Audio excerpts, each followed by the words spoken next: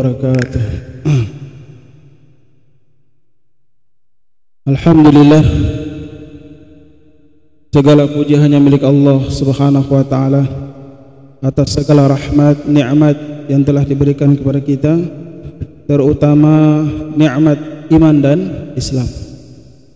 Salawatu Rabbi wa salamuhu ala habibina al-Mustafa Muhammadin sallallahu alaihi wasallam.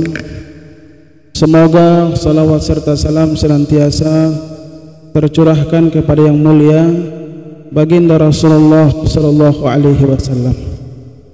Baik hadirin jemaah yang mulia, setiap Ahad pagi ini insyaallah selalu kita bahas masalah fikih, ya, termasuk salah satu ilmu yang dianggap penting adalah ilmu fikih. Kita masih pembahasan mengenai salat, ya. Kami sampaikan pada pertemuan berikutnya bahwasanya termasuk yang paling penting dalam amal atau amaliyah adalah salat.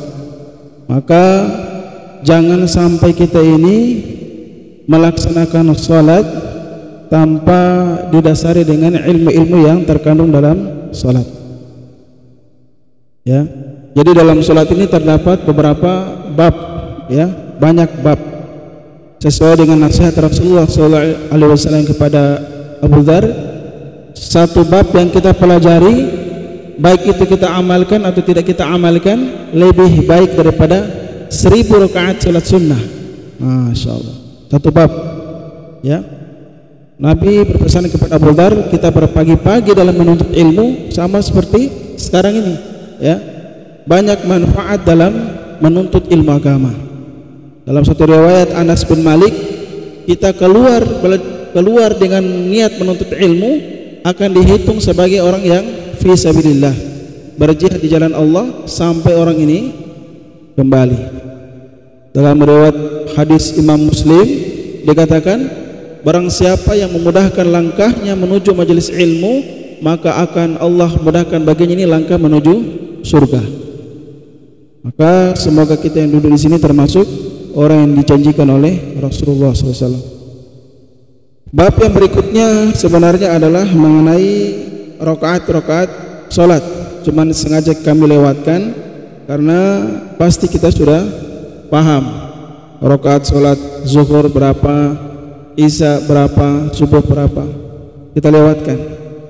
Kemarin pembahasannya mengenai waktu-waktu yang diharamkan.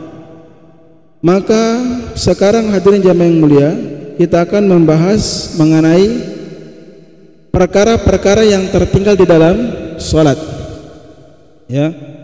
Sebelum kita membahas itu, ya, kita pahami bahwasanya di dalam salat itu ada tiga perkara.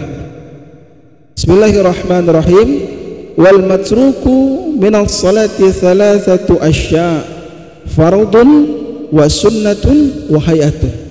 Kita harus mengenal dulu yang tiga perkara dalam salat.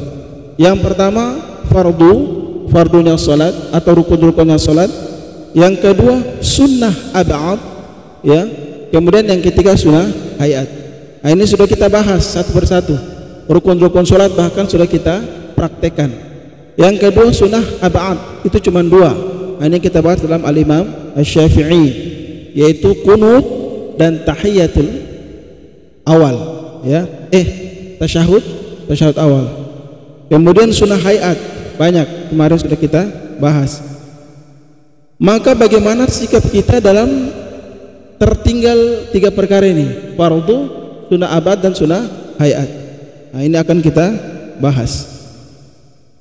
Yang pertama di sini adalah fardun wa yusamma ar-rukn aidan atau birrukni aidan. Yang pertama adalah fardunya salat, ya, atau rukun-rukun salat. Bisa juga dinamakan sebagai rukun salat. Bagaimana sikap kita ketika tertinggal rukun-rukun salat, ya? Maka ini tidak boleh diganti dengan sujud sahwi.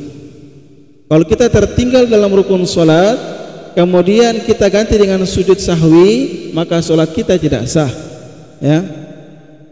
Maka bagaimana sikap kita ketika kita tertinggal dalam rukun solat, karena salah satu perkara yang membatalkan solat adalah meninggalkan rukun solat. Ya, contohnya misalkan solat zuhur 4 rakaat, kita solatnya cuma 3. Kemudian kita ingat, apakah kita sujud sahwi? Bukan.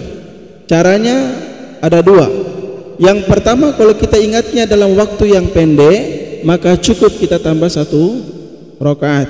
Ya, Bapak sholat zuhur 3 rakaat, kemudian salam, assalamualaikum, assalamualaikum. Tidak lama ada orang ingatkan, antum kurang 1, maka langsung berdiri. Tapi lupanya dalam waktu yang lama, maka hendaknya sholat kembali dengan sempurna.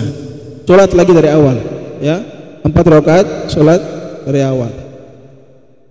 Begitu juga ketika meninggalkan dalam proses sholat. Ya, ketika mau salam baru ingat bahwanya tadi ketika berdiri langsung sujud, tidak ruku dulu, langsung sujud, maka harus disempurnakan lagi 1 sholat. Ya, ini berlaku pada sholat sendiri. Makanya cara untuk aman dari ketertinggalan rukun-rukun dalam sholat, salah satu caranya adalah sholat berjamaah. Nah, itu pasti diingatkan.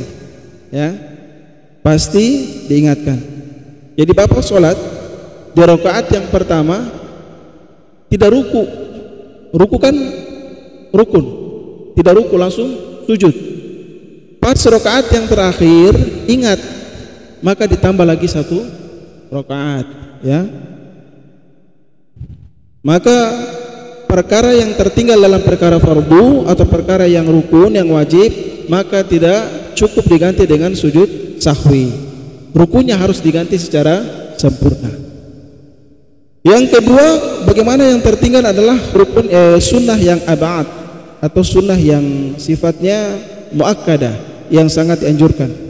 Di sini kemarin kita bahas sunnah abad itu ada 2. Ya, tasyahud awal, kemudian qunut. Ya, kalau kita lupa tahiyat awal atau tasyahud awal, maka caranya tidak perlu kembali lagi. Ya, cukup kita ganti dengan sujud sahwi. Ya, sujud sahwi itu sujud 2 rakaat. Atau lupa qunut, ya, terkhusus dalam mazhab al-Imam Syafi'i. Kalau kita tertinggal tasyahud awal atau tertinggal qunut, maka tidak perlu mengulangi sholat, cukup dengan sujud sahwi sebelum salam. Ya, makanya ketika bapak sekalian menjadi makmum, kemudian imam lupa tasyahud awal, kemudian imam sudah terlanjur berdiri dengan sempurna, maka ikut berdiri. Ya, tidak perlu memaksakan dengan mengucapkan subhanallah, subhanallah dengan berulang-ulang kali, cukup ikut berdiri. Kenapa? Karena imam sudah ada pada posisi rukun. Ya, jadi ketika rakaat kedua harusnya tasyahud awal, imam lupa, imam langsung berdiri, maka kita ikut berdiri. Ya, karena tasyahud awal adalah sunnah. Tapi imam harus paham, sebelum salam dia sujud sahwi 2 kali.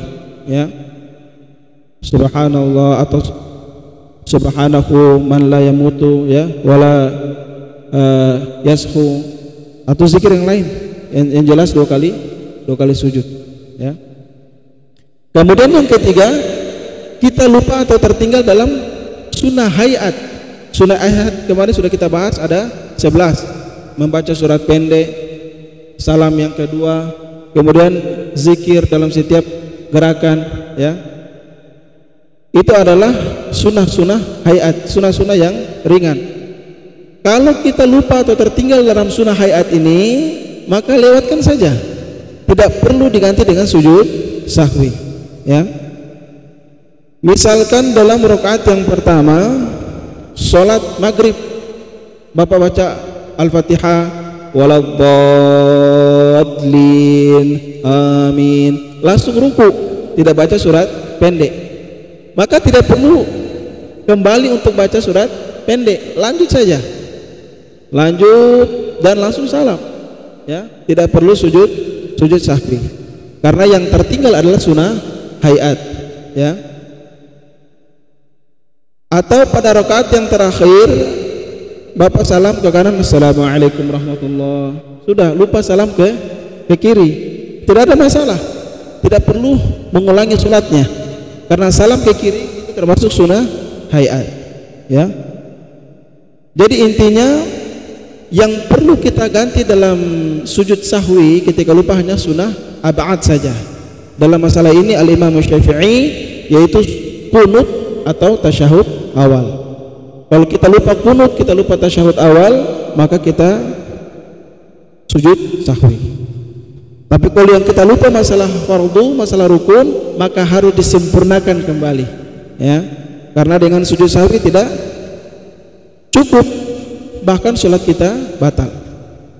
Kecuali sunnah yang hayat, ya. Kalau sunnah hayat tidak perlu sujud sahwi pun sudah sah. Sujud sahwi itu sujud sebelum salam, ya. Ketika tahiyat akhir kita baca at-tahiyatul barakatuh sampai itu, ya. Sebelum salam kita sujud 2 kali. Kalau Imam Maliki itu bisa jadi setelah salam, sebelum salam juga bisa, ya. Ternyata kita lupa dalam perkara ini memang sengaja disetting oleh syaitan, ya. Nabi katakan dalam hadis Bukhari, ketika muazin dia azan, itu setan lari. Selesai azan setan kembali. Pas iqamah dia lari lagi. Pas sholat dia kembali. Dia kembali ternyata membawa suatu tugas, yaitu dia melintasi setiap manusia dan nafsunya. Dia fulan, kamu ingat ini, kamu ingat ini, kamu ingat ini. Makanya ketika orang kalau sholat, sesuatu yang dia lupa dia ingatnya dalam sholat. Itu Nabi katakan dari syaitan, ya. Maka dalam hadis Muslim Nabi sallallahu alaihi wasallam sabdakan, kalau kita tertinggal atau lupa masalah rakaat, apakah ini rakaat kelima atau rakaatnya harus rakaat ketiga dalam sholat yang zuhur atau isya, maka kita sempurnakan dengan sujud sahwi, ya. Karena sujud sahwi itu adalah merupakan lambang menghinakan daripada syaitan, ya. Makanya dalam suatu riwayat Bukhari dan Muslim, ketika Nabi sholat zuhur, ya, beliau lupa rakaat, ya, sampai 5 rakaat. Karena beliau ragu dalam rakaat, maka beliau sujud sahwi sebelum salam. Maka yang terakhir, perkara apa saja yang mengharuskan kita sujud sahwi, ya, itu ada 5, ya. Yang pertama, kita tertinggal dalam sunnah ab'ad, kita dianjurkan untuk sujud sahwi.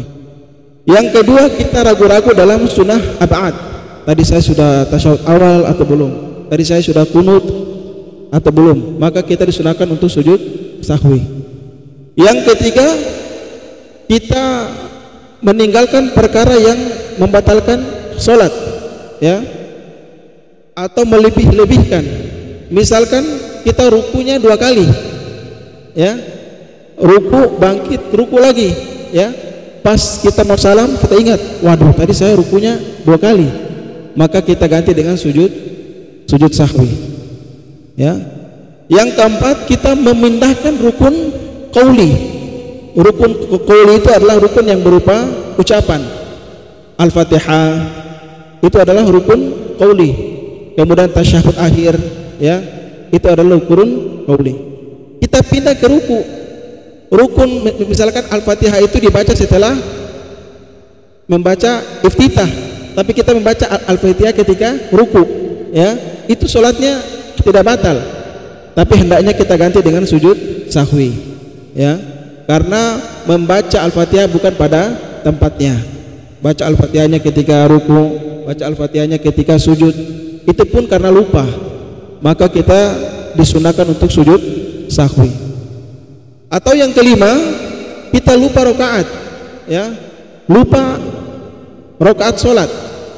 Misalkan Bapak sekalian sholat zuhur, ini sudah rakaat keempat atau rakaat kelima atau masih rakaat ketiga, maka Nabi SAW anjurkan di situ kalau kita lupa, maka tetap saja sholat, ya, tidak perlu ragu, kemudian diganti dengan sujud sahwi, ya. Makanya hadirin jamaah yang mulia, untuk menghindari daripada perkara-perkara lupa ini atau ketinggalan rukun atau ketinggalan sunnah, caranya adalah sholat berjamaah, ya. Kejadian-kejadian sujud sahwi ini terjadi ketika sholat sendiri. Adapun sholat berjamaah yang terjadi sujud sahwi itu cuman satu perkara saja, yaitu tertinggal sunnah ab'ad, ya, baik itu tasyahud awal ataupun qunut, ya. Adapun imam-imam yang qunut ini cuma satu saja, ya, yaitu Imam Asy-Syafi'i yang sangat menganjurkan. Imam Ahmad ibn Hanbal qunutnya cuma pada musibah-musibah yang besar, qunut nazilah namanya. Kalau Imam Malik bahkan qunutnya sebelum ruku, tapi qunutnya sir, ya. Dalam kita mazhab kita al-Imam Asy-Syafi'i, qunut ini termasuk sunnah ab'ad. Kalau kita lupa qunut, maka disunahkan untuk sujud sahwi.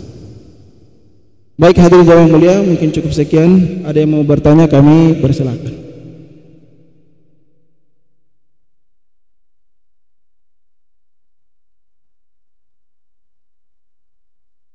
Tidak ada, ya? Masya Allah. Baik hadirin yang mulia, kita tutup dengan baca doa kifaratul majelis. Subhanakallahumma wa bihamdika asyhadu an la ilaha illa anta astaghfiruka wa atubu ilaik. Assalamualaikum warahmatullahi wabarakatuh.